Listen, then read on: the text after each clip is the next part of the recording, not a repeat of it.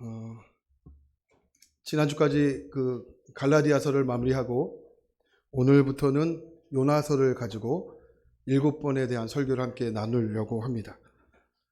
요나하면 우리가 다 아는 인물이죠.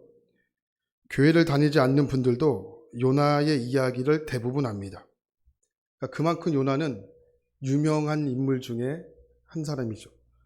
우리가 성경을 통독하겠다고 야무지게 마음을 먹습니다.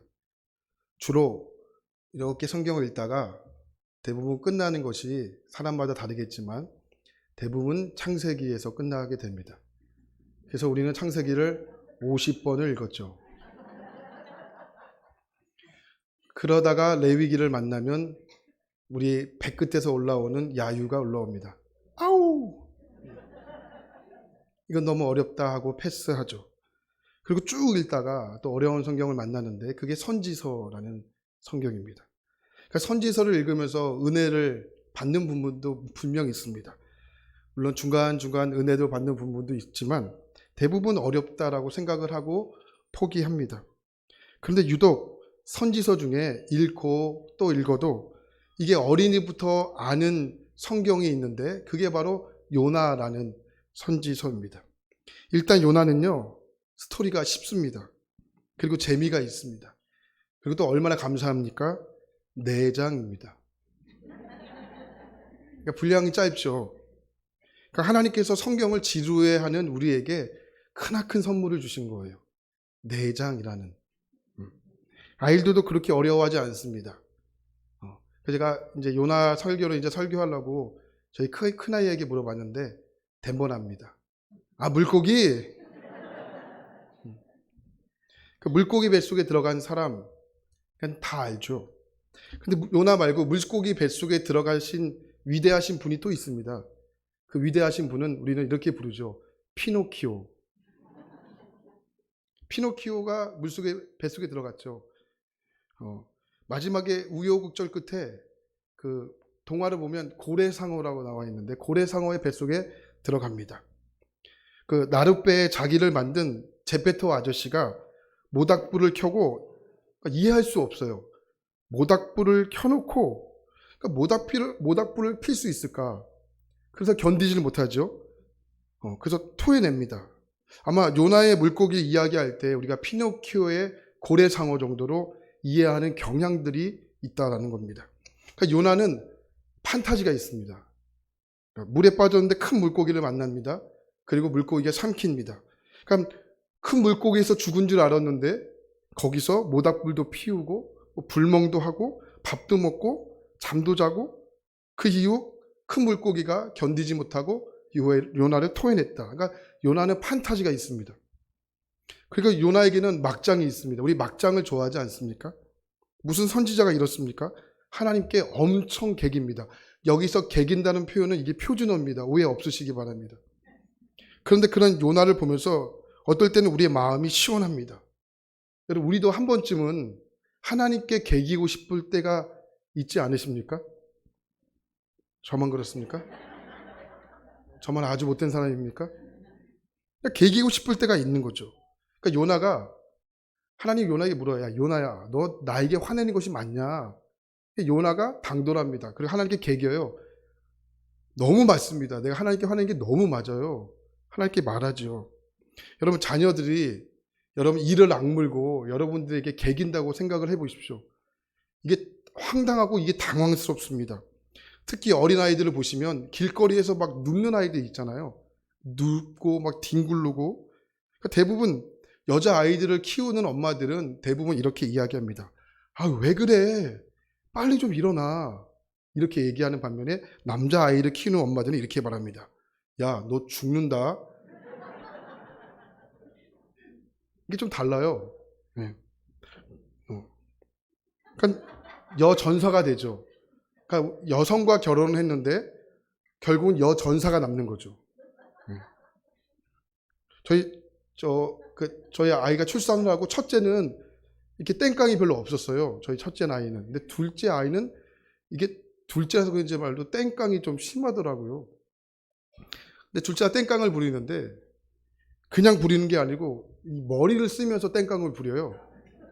신기하죠. 머리를 쓰면서 땡깡을 부리는데 무슨 문제가 있어서 집에서 이렇게 땡깡을 부리는데, 그러니까 땡깡을 부르면 대부분 막 앉아서 막 이렇게 울잖아요. 그러니까 엄마 아빠가 자기를 쳐다보지를 않았으니까 땡깡을 하다가 뒤로 눕는데 얘가 브레이크를 확 잡아요. 엄마 아빠가 안 보니까.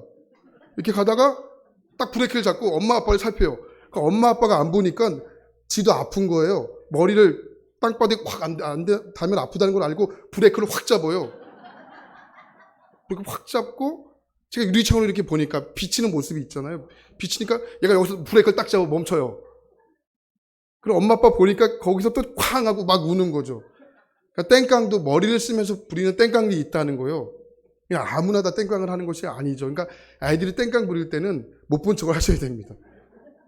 그러면 자기도 아파가지고 땡깡을 멈춥니다. 근데 요나는 이 감정적인 사람이 아닙니다. 매우 논리적이고 이성적인 인물입니다. 근데 요나가 하나님께 떼를 쓰는 정도가 아니라 하나님께 계기입니다. 근데 놀라운 것은 그런 요나에게 하나님은 한 번도 단 한 차례도 요나에게 성내거나 화를 내지 않았다는 겁니다. 그리고 또 한 가지, 우리가 요나 하면 판타지 같은 내용이 많이 있었기 때문에 요나의 이야기가 실제일까 이런 우리가 눈으로 보게 됩니다. 근데 성경에서는 이 내용이 사실이라고 전해주고 있습니다. 그것을 어떻게 알 수 있습니까? 가장 먼저 예수님께서 요나의 말씀을 언급하신 거예요. 마태복음 12장 38절 이하를 보면 예수님 이렇게 말씀하십니다. 예수께서 대답하여 이르시되 악하고 음란한 세대가 표적을 구하나 선지자 요나의 표적밖에는 보일 표적이 없다. 예수님이 직접 언급하십니다. 요나의 표적이라고 되어 있는데 표적이라는 뜻은 실제로 일어난 사건을 설명할 때 쓰이는 단어입니다. 그러니까 이 표적이라는 단어를 누가 가장 먼저 사용했냐면 우리 주님이 직접 사용하신 거예요. 요나의 표적밖에는 보일 표적이 없다. 이렇게 예수님 직접 언급하셨죠. 그리고 또 하나의 단서가 그게 오늘 말씀 1절인데 1절 말씀을 보면 이렇게 말합니다. 여호와의 말씀이 아미떼의 아들 요나에게 임하니라 이르시되, 바로 이 표현입니다. 그러니까 우리가 요나를 생각할 때 판타지 같은 또 막장 같은 내용이 들어있기 때문에 요나를 우스꽝스럽게 여길 수 있지만 요나는 그런 인물이 아니었다는 겁니다. 요나는 구약 성경에 대단히 유명했던 선지자입니다.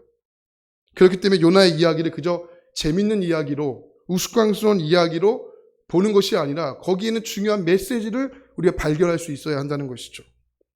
이 당시요 선지자로 부름받았다는 것은 이게 영광스러운 일처럼 생각할 수가 없었습니다. 사실 선지자로 부름받은 것은 영광스럽지가 못했습니다. 어떤 의미에서 그렇습니까?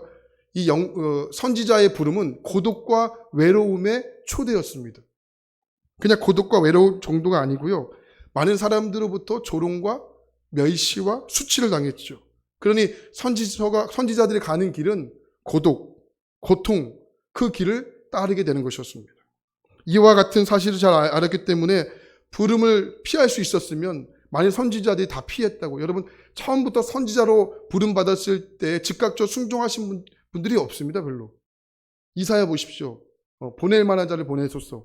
그러니까 처음부터 즉각적으로 순종하신 위대하신 분들이 별로 없다고요. 그러나 내가 거부하고 싶다고 주님이 주신 소명의 자리를 거부할 수 있는 자리가 될 수가 없는 거예요. 목사 안수를 받게 되면 가운과 함께 목에 스톨이라는 것을 두르게 됩니다. 그러니까 이 스톨, 이게 무게감 있어 보이려고 두르는 것이 아니고요. 스톨에는 상징이 있습니다. 그게 뭐냐면 멍에라는 거예요. 멍에. 그러니까 하나님의 멍에를 맨 자, 이런 뜻이 스톨 가운데 의미가 담겨져 있다는 겁니다. 그러니까 구약 선지자들에게는 이 스톨이 있었어요. 그 멍에가 있었다. 그게 뭐냐? 메시지였어요. 이 선지자들이 전한 메시지를 보면 이게 하나같이 좋은 메시지가 없습니다. 그러니까 똑바로 살아라. 그렇지 않으면 하나님 심판이 있을 것이다. 그러니까 대부분 안 좋은 메시지였죠. 그러니까 안 좋은 메시지를 듣고 좋게 반응하실 사람들이 없다고요. 좋게 반응이 되겠습니까? 그렇기 때문에 선지자들의 스톨, 멍에는 그들이 전하는 메시지였습니다. 그러니까 메시지 때문에 대부분 조롱과 수모를 겪어야 했다는 것이죠. 근데 오늘 등장하는 요나는 좀 달랐습니다. 이스라엘의 심판을 전했던 것이 아닙니다. 오히려 북이스라엘을 구한 위대한 선지자였습니다. 요나가 활동했던 시기를 잠깐 살펴보면 여로보암 2세 때였습니다. 북이스라엘의 여로보암 2세 때. 이 시기에는 북쪽에는 아수르, 그러니까 아시리아라는 엄청난 대제국이 있었습니다. 지금으로 말하면 이집트, 이란, 또 이런 이라크, 터키 지역까지 하나로 나라로 만든 대제국이었습니다. 아시리아. 그 아수르가 이스라엘을 공격하기 위해서 준비하고 있을 그때에 하나님의 말씀이 요나에게 임한 거예요. 열왕기하 14장 25절과 27절 말씀을 보면 하나님이 이렇게 말씀하는데 한번 같이 볼까요? 준비 시작. 이스라엘의 하나님 여호와께서 그의 종 가드 헬멧 아미떼의 아들 선지자 요나를 통하여 하신 말씀과 같이 여로보암이 이스라엘 영토를 회복하되 하맛 어기에서부터 아라바 바다까지 하였으니 이는 여호와께서 이스라엘의 고난이 심하여 매인자도 없고 노인자도 없고 이스라엘을 도울 자가 없음을 보셨고 여호와께서 또 이스라엘의 이름을 천하에서 없이 하겠다고는 아니하셨으므로 요아스의 아들 여로보암의 손으로 구원하심이었더라. 이게 무슨 말씀입니까? 그러니까 여호와의 말씀이 요나에게 임했다라는 겁니다. 그러자 어떻게 합니까? 요나가 그 당시 왕이었던 여로보암 2세를 달려가서 찾아간 거예요. 찾아가서 이렇게 이야기합니다. 지금 아수르가 공격해 올 것입니다. 그러니 남쪽에서부터 북쪽까지 국경 수비대를 구축하고 군사를 재정비하셔야 합니다. 이렇게 외친 거예요. 왕에게 찾아가서. 그 여로보암 2세가 요나의 말을 듣고 실제적으로 북쪽부터 남쪽까지 국경 수비대를 재정비하고 군사를 배치한 거예요. 그래서 북이스라엘이 어려움에서 극복할 수 있었다는 것이 성경에 기록된 내용입니다. 네. 여러분, 요나의 이 영화로 이야기를 치면 여러분 첫 번째 영화를 데뷔했는데 대박을 친 거예요. 흥행작이었다고요. 그러니 이 당시 요나가요. 왕으로부터 시작해서 백성들까지 요나를 다 좋아했다고요. 요나를 다 존경했다고요. 요나의 말을 따를 수밖에 없었던 환경이 이미 그 당시에 팽배하게 만들어졌다는 겁니다. 그랬던 요나에게 이제 하나님의 말씀이 또다시 임하게 되는 겁니다. 자, 그러니 요나가 얼마나 설레었겠습니까? 여러분 얼마나 기대감을 가지고 흥분된 상태였습니까? 그 말씀이 오늘 말씀 1절과 2절입니다. 한번 같이 볼까요? 1절과 2절입니다. 시작. 여호와의 말씀이 아미떼의 아들 요나에게 임하니라. 이르시되 너는 일어나 저 큰 성읍 니느웨로 가서 그것을 향하여 외치라. 그 악독이 내 앞에 상달되었음이니라 하시니라. 여호와의 말씀이 요나에게 임했다. 무슨 말씀입니까? 요나는 하나님의 말씀을 전해야 하는 선지자였다는 겁니다. 그런데 성경에서 시작되는 모든 말씀들을 가만히 살펴보면 공통점이 있습니다. 그것은 뭐냐? 하나님의 말씀으로 시작이 됩니다. 천지가 무엇으로 시작이 되었습니까? 하나님의 말씀으로 시작이 되었고요. 예수님의 이야기는 무엇으로 시작되었습니까? 요한복음 1장 1절에 태초에 말씀이 계시니라라고 시작됐습니다. 오늘 요한서 1장 1절은 여호와의 말씀이 임하는 것으로 시작되었다라고 성경은 말씀하는 겁니다. 여러분 말씀으로 시작이 되는 겁니다. 여러분 저와 여러분 하루하루를 시작하는 이야기가 무엇으로 시작이 되어야 하는 것입니까? 말씀이 임하는 것으로 시작이 되어야 한다는 겁니다. 이게 너무너무 중요합니다. 아무리 좋고 아무리 화려하고 아무리 성경 이야기를 해도 오늘 나에게 하나님 말씀이 임하지 않으면 하나님은 그 어떤 역사도 할 수 없다는 겁니다. 우리의 신앙이요. 이 제단 앞에서 흘러가는 말씀을 듣는 것으로 시작이 돼야 합니다. 그러나 듣는 것으로 끝나서는 절대 아니 되는 겁니다. 그렇게 되면 그냥 오늘 은혜 받는 것, 오늘 감동받는 것, 물론 은혜와 감동을 적게 여길 수 있는 것은 아닙니다. 물론 중요한 것입니다. 그러나 그럼 나에게는 아무런 변화가 없다는 겁니다. 정말 하나님의 말씀이요. 나에게 실제가 되기 위해 하나님의 말씀이 임재해야 하는 겁니다. 그래서 여러분 내가 오늘 하나님의 말씀이 임재하였는가? 내가 오늘 하나님의 말씀 앞에 대면하였는가? 나의 기도가 하나님과의 실제적인 교제를 나누고 있는가? 너무너무나 중요하다는 겁니다. 그런 의미에서 오늘 요나에게 하나님 말씀이 임한 겁니다. 그런데 요나가 누구의 아들이라고 선포하고 있습니까? 아미떼의 아들입니다. 이스라엘에서는 누구를 설명할 때 누구의 아들이라고 표현하지 않습니까? 누구의 아들 누구다. 그래야 완벽한 이름이 되었습니다. 여기 아미떼라는 것은 참된, 믿을 만한 이런 뜻이에요. 요나는 비둘기라는 뜻이에요. 그러니까 이 뜻을 볼 때 요나는 어떤 인물입니까? 참되고 믿을 만한 가정에서 태어난 자랐던 깨끗한 사람, 이렇게 표현할 수 있는 거죠. 자, 오늘 그에게 다시 말씀이 일하는데 2절 말씀 다시 보니까 이렇게 말해요. 너는 일어나 저 큰 성읍 니느웨로 가서 그것을 향하여 외치라. 그 악독이 내 앞에 상달되었음이니라 하시니라. 이전에도 열왕기하 14장에도 여호와의 말씀이 요나에게 임했습니다. 오늘도 요나에게 임했습니다. 그러나 여기에 분명한 차이점이 있습니다. 열왕기하 14장은 요나가 너무너무나도 전하고 싶었던 말씀이었다는 거예요. 요나뿐만 아니라 모든 사람들이 좋아하는 말씀이었습니다. 사실 우리가 좋아하는 것은 이것 아닙니까? 하나님의 말씀을 듣고 하나님의 말씀을 따라간다고 할 때 나에게 원하는 결과들이 오기 시작했고 또 생각보다 일이 잘 풀립니다. 여러분, 그것으로 나의 삶이 달콤해집니다. 그러나 아시지 않습니까? 하나님의 말씀이 언제나 내가 듣고 싶어하는 말씀으로 임하시지가 않는다는 거죠. 말씀은 하나님이 나에게 주시는 것이지 내가 좋아하는 것이 말씀이 아닐 때가 있다는 겁니다. 왜 그렇습니까? 나는 죄인이기 때문에 달콤하면 달콤할수록 여러분 그것은 거짓에 가까울 때가 매우 높습니다. 맛있게 먹으면 0칼로리. 이거 어떻게 0칼로리입니까? 이렇게 먹다간 죽습니다. 큰일 납니다. 이건 거짓입니다. 오늘 요나에게 하나님의 말씀이 임했다. 그런데 이 말씀은요, 요나가 기다리고 기다렸던 말씀이 아니었던 것 같습니다. 너는 일어나 저 큰 성읍 니느웨로 가서 그것을 향해 외치라. 구약 선지자의 메시지의 특징, 회개하고 돌이키는 것입니다. 이것이 선지자의 역할입니다. 근데 요나에게 주어졌던 하나님의 그 메시지는 어떤 메시지일까? 요나가 살고 있는 북이스라엘이 아니고 전혀 모르는 땅으로 가서 하나님의 말씀을 전하라는 것입니다. 어디로 가라고 하십니까? 니느웨입니다. 니느웨. 니느웨가 어딜까? 이게 바로 아시리아의 수도입니다. 근데 2절을 보면 니느웨를 가리켜 아주 중요한 표현이 등장하고 있는데 2절 말씀을 보니까 그 니느웨가 어떤 성읍입니까? 큰 성읍 이렇게 되어 있죠. 큰 성읍. 그 자료를 찾아보니까 니느웨의 성벽의 둘레가 약 12km가 되었다라고 소개해요. 12km.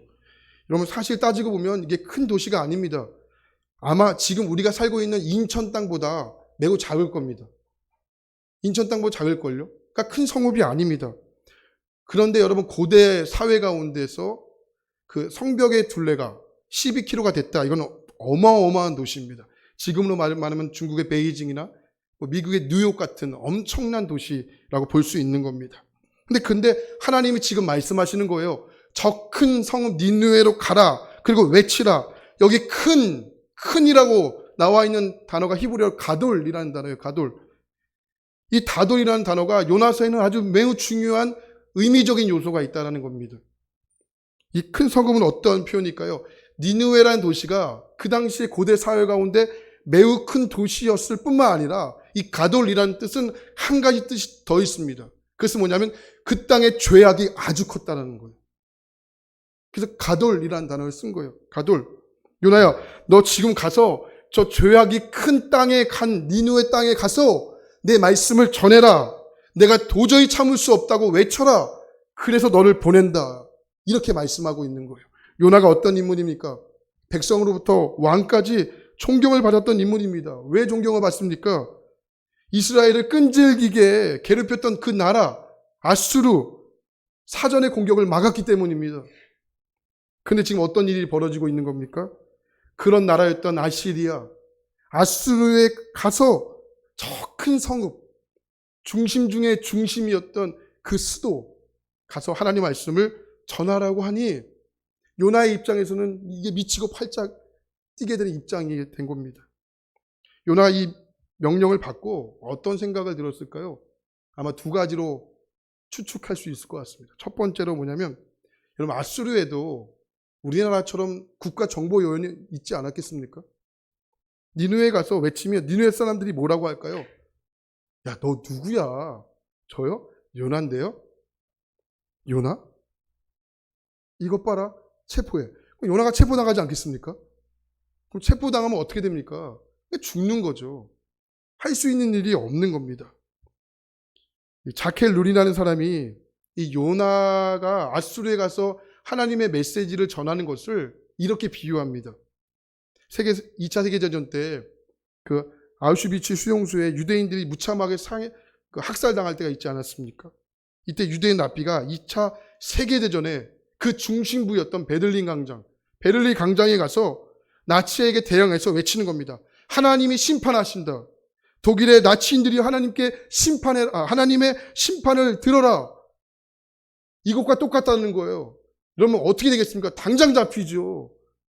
잡히고 죽는 거예요. 이것과 똑같다고 설명을 합니다. 여러분, 요나 입장에서는 이건 말도 안 되는 거예요. 그래서 요나가 하나님의 말씀을 듣고 거부하게 됩니다. 여기까지 이해할 수 있습니다. 생명이 달렸으니까. 근데 저는 두 번째의 추측이 더 맞다고 봅니다. 그러니까 요나가요, 이 선지자의 짬밥이 하루 이틀이 아닙니다. 그러니까 하나님 말씀이 임했을 때 이거 즉각적으로 안 거예요. 야, 이거 하나님이 이거 용서하겠는데? 이거 즉각적으로 압니다. 하나님이 말씀합니다. 가서 외쳐라. 근데 요나 입장에서 가서 외치면 하나님이 용서해 주실 것을 즉각적으로 알기 때문에 갈 수가 없는 거예요.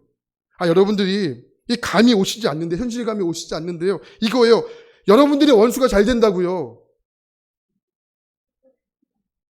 여러분들이 싫어하시는 그분이 잘 된다고요. 우리가 사실 싫어하는 것들이 그런 거잖아요. 모든 사람들에게는 다 니느웨가 있습니다. 내가 싫어하는 사람, 내가 싫어하는 집단, 내가 싫어하는 영역. 그러니까 모든 사람들에게는 다 니느웨가 있다는 겁니다. 그자 요나가 어떤 행동을 합니까? 말씀을 듣자마자 도망가게 됩니다. 사실 우리는 여기부터 알기 때문에 요나의 행동이 전혀 이상하지 않지만 이건 요나의 행동이 이상한 거라고요. 왜요? 이 전에 요나의 삶을 보면 요나는 이럴 수 있는 사람이 아닌 거예요. 하나님의 말씀이 수도 없이 임했습니다. 임해서 순종했습니다. 근데 순종한 결과가 이게 어려운 것이 아니었습니다. 많은 사람들에게 전했을 때 많은 사람들이 풍성해지는 것이었습니다. 근데 지금은 뭔가 다른 겁니다. 즉각적으로 알죠. 짬밥이 하루 이틀이 아니기 때문에. 즉각적으로 압니다. 그러자 어떤 행동을 합니까? 3절입니다. 자, 3절 말씀을 보겠습니다. 시작. 그러나 요나가 여호와의 얼굴을 피하려고 일어나 다시스로 도망하려 하여 욥바로 내려갔으니 마침 다시스로 가는 배를 만난지라. 여호와의 얼굴을 피하여 그들과 함께 다시스로 가려고 백삿을 주고 배에 올랐더라. 여호와의 얼굴을 피하려고 일어나 다시스로 도망하여 욥바로 내려갔다. 여러분, 지금 요나가요, 하나님으로부터 도망갈 수 있다고 믿을 수 있는 사람입니까? 아니, 하나님으로부터 도망갈 수 있게 되는 것입니까? 이게 도망이 가지는 겁니까? 이제 3절에 보면 하나님을 피해서 도망을 갔다. 여러분, 우리가 3절을 보면서 독특한 점을 발견할 수 있습니다. 다시 3절 말씀을 볼까요? 요나가 여호와의 얼굴을 피하려고 일어나 다시스로 도망하려 하여 욥바로 내려갔다. 자, 피하려고 어떻게 합니까? 내려갔습니다. 그랬더니 어떻게 되었습니까? 마침 다시스로 가는 배를 만난지라. 그리고 여호와의 얼굴을 피하여 다시스로 가려고 백삿을 주고 올랐더라. 우리나라 성경에서는 올랐다고 되어 있지만 히브리 원어 성경에서 이것은 내려갔다라고 되어 있는 겁니다. 자, 한 가지 반복되는 패턴이 보이세요? 하나님의 얼굴을 어떻게 해요? 피하려고. 욥바로 어떻게 해요? 내려갔더니 배에 돈을 주고 어떻게 해요? 내려갔다라는 거예요. 다음 주에 살펴보겠지만 5절 말씀 보면 깊이 잠들었다라는 거예요. 똑같은 패턴이 보이시죠? 내려가고 피하고 내려가고 잠자고.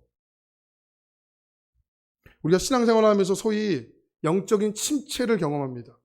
그러니까 요나가 그것을 경험하고 있는 거예요. 우리 잠깐 지난 시간을 한번 돌아볼까요? 예배가 멈춘 적도 있지 않았습니까? 우리는 그것을 비대면 예배라고 불렀습니다. 근데 우리 한 가지 꼭 생각해 볼 것이 있습니다. 우리가 코로나가 터지기 전에도 하나님 앞에 대면 예배를 드려본 적이 없어요. 언제 대면 예배 들어봤습니까? 항상 하나님 앞에 우리는 비대면 예배를 드렸죠. 여러분, 하나님의 얼굴을 보면서 예배를 드리신 분들이 계십니까? 우리는 항상 비대면 예배를 드려왔던 사람들입니다. 그러나 우리가 앞으로도 비대면 예배입니다. 그렇다면 우리가 이야기하는 영적인 침태가, 영적인 여러분 다운들이 잘 생각해 보세요.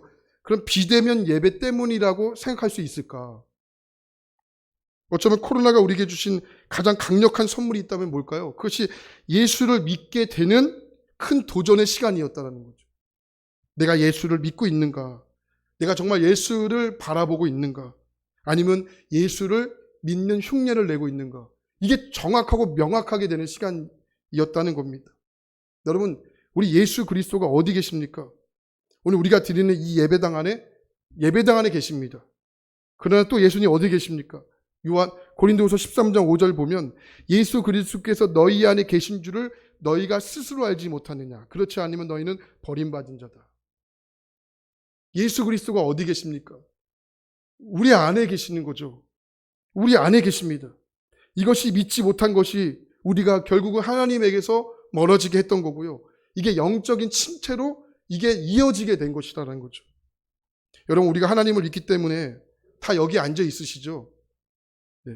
여러분, 오늘 우리가 드리는 이 예배가 단순히 감동과 재미로만 생각하고 받고 간다면 사실요, 여러분, 교회보다 재밌고 감동적인 것은 더 많습니다.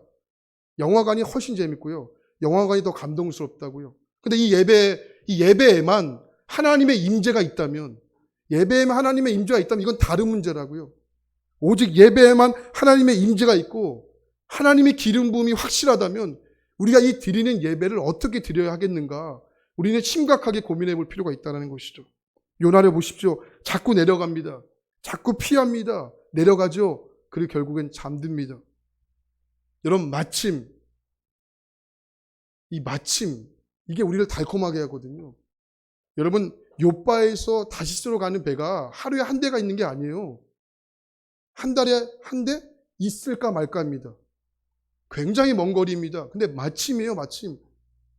하나님과의 관계가 멀어졌는데 마침 우리는 심각하게 생각해 봐야 한다는 거예요. 달콤하면 달콤할수록 이것이 거짓일 경우가 상당히 많습니다. 왜요? 나는 죄인이기 때문에. 나는 죄인이기 때문에 달콤하면 달콤할수록 이게 하나님과의 아닌 경우가 상당히 많다는 것을 여러분 기억할 수 있기를 축복합니다. 결국은 어디까지 가려고 합니까? 이게 다시스까지 가려고 했습니다. 이게 참 재밌어요. 화면에 보시면 이스라엘에서 니느웨까지의 거리가 880km입니다. 근데 다시스가 성경에서 말하는 땅끝이거든요. 지중해의 끝, 그게 스페인입니다. 스페인까지의 거리가 요바에서 4,000km예요. 그러니까 니느웨보다 이 다시스가 이게 대략적으로 한 4배, 5배가 멀죠. 가까운 거리가 아닙니다. 근데 지금 요나가요, 순종하기 싫어서 4배를 더 고생하고 4배를 더 노력하고 4배를 더 대가를 치르고 가면서 도망가는 거라고요. 재밌지 않습니까? 무슨 말씀입니까? 그러니까 여러분, 하나님의 말씀을 순종하는 것보다 불순종하는 게 더 힘들다고요. 4배나 더 노력을 해야 된다고요. 4배나 더 고생을 해야 되고 4배에 대해 대가를 더 치러야 된다고요. 다시스로 가는 배는 여러분 뭐 하루에 한 대가 있는 게 아니에요. 다시스로 갔다가 다시 요바로 오려면 여러분 이게 엄청 오래 걸리겠죠. 그러니까 니네는 달라요. 거리가 짧기 때문에. 다시스보다는 더 배가 많다고요. 4배나 더 고생하고 4배나 더 수고하고 땀방울 흘리고 대가를 치러야지만 다시스로 가는 거예요. 근데 요나가 그걸 감수하는 거예요. 난 4배나 더 고생하고 하나님께 불순종하겠다. 그러니까 여러분, 불순종보다 순종이 더 쉽다는 걸 아셔야 됩니다. 훨씬 더 힘듭니다. 불순종이. 훨씬 더 에너지가 소비가 많이 됩니다. 너 순종해 하실 때 그래도 그래, 한번 이 어금니 한번 꽉 깨물고 순종하면 풀리는데 순종하지 않으면 이게 일주일이 될지 이게 한 달이 될지 1년이 될지 이게 모르는 마음고생 가운데 이게 내가 갇히게 되는 거죠. 근데 인간이 얼마나 죄인인 걸 아십니까? 그래서라도 나는 도망간다는 거죠. 그래서 나는 하나님 마음대로 살 거야. 나는 마음대로 할 거야. 그리고 다시스로 4,000km가 되는 곳을 향해 도망가는 게 인간이라고요. 여러분, 오늘 요나가 우리에게 그것을 보여주고 있는 겁니다. 그렇기 때문에 오늘 이 시간 우리에게 필요한 영적인 시각은 오늘 요나와 나를 하나로 연결시키는 게 필요합니다. 아, 내가 요나다. 아, 우리가 요나다. 이것으로 아는 것부터 우리의 영적인 회복이 시작이 되는 겁니다. 시편 139편에 보면 참 잘하는 말씀이 있는데, 내가 주의 영을 떠나 어디로 가며 주의 앞에서 어디로 피하리이까? 내가 하늘에 올라갈지라도 거기 계시며 수월에 내 자리를 펼지라도 거기 계십니다.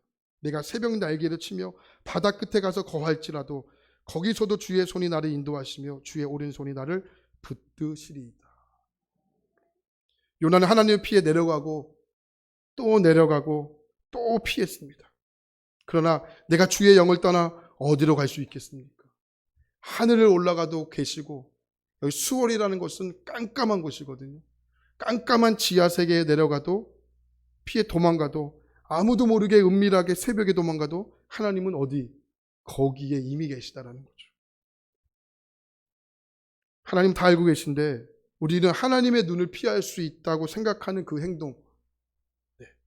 여러분, 저와 여러분 가운데 그런 행동과 그런 시선은 없으셨습니까? 우리가 그분부터 오늘 먼저 하나님께 고백하고 회개하고 부르짖는 것이 필요한 것입니다. 하나님부터 점점 멀어진 요나, 하나님부터 점점 멀어진 우리들. 내가 요나다. 우리가 요나다. 우리가 하나님 앞에 이런 마음을 가지고 나가야 하는 것이죠. 귀한 여러분, 하나님 앞에 피해 도망가 있으십니까? 아니면 영적인 침체, 영적인 다운, 여기고 점점 내려가고 점점 피하고 점점 내려가 여러분 잠자고 숨어 계시는 분들은 없으십니까? 여러분, 오늘 이 영적인 침체, 혹시 영적인 다운을 경험한 분들이 계시다면 거기서 속히 빠져나와 하나님을 찾기를 간절히 축복합니다. 그리고 내가 순종할 수 없는 그 니느웨에 대한 하나님의 은혜를 구하셔야 합니다. 그 찾는 곳에, 그 부르짖는 곳에 하나님이 반드시 일하실 것입니다. 여러분이 회복되는 것보다 하나님이 우리를 회복시키는 것을 더 갈망하십니다. 내가 기도하는 것보다 더욱 응답하실 하나님이십니다. 내가 생각하는 것보다 더욱 이루시는 하나님이십니다. 우리 평생에 그 하나님께 찬양과 영광을 돌리는 위대한 삶이 저와 여러분 가운데 풍성하게 일어나게 되기를 진심으로 축복합니다.